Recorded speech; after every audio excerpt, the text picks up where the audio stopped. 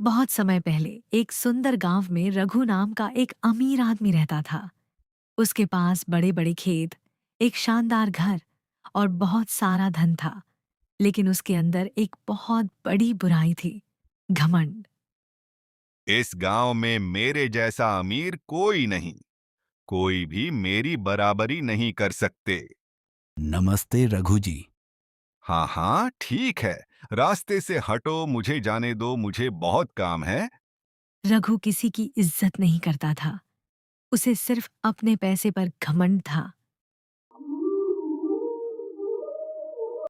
हे भगवान, इस साल फसल खराब हो गई। अब मेरे परिवार का क्या होगा?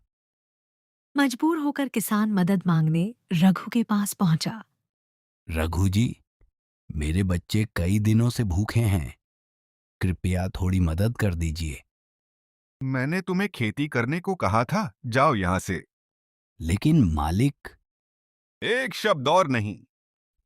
चलो अब जाओ यहां से।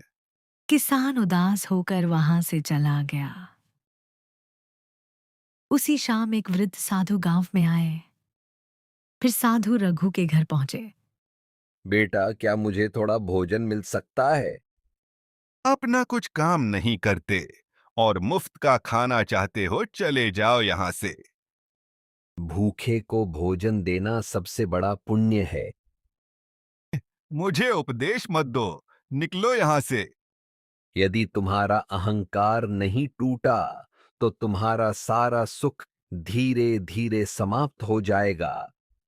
हा हा हा हा, मुझे कोई श्राप नहीं लगा सकता।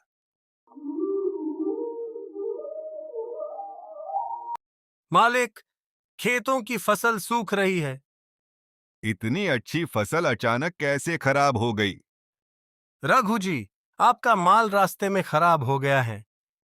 क्या ये कैसे हो सकता है? और जैसे जैसे दिन बीत रहे थे, रघु की परेशानियां और बढ़ने लगी। क्या आपको साधु बाबा की बात याद है? क्या सचमुच मेरी गलतियों की सजा मुझे मिल रही है? शायद आपको उनसे माफी मांगनी चाहिए। रघु साधु बाबा को ढूंढने निकल पड़ता है। बहुत देर ढूंढने के बाद साधु बाबा उसे एक पेड़ के नीचे तपस्या में लीन मिलते हैं। बाबा, मुझे क्षमा कर दीजिए। मुझे मेरी गलती का एहसास हो गया है। मैंने तुम्हें श्राप नहीं दिया था। तुम्हारे कर्म ही तुम्हारी सजा बने। अब मैं क्या करूं? गरीबों की सहायता करो, सबका सम्मान करो। आज से कोई भूखा नहीं सोएगा।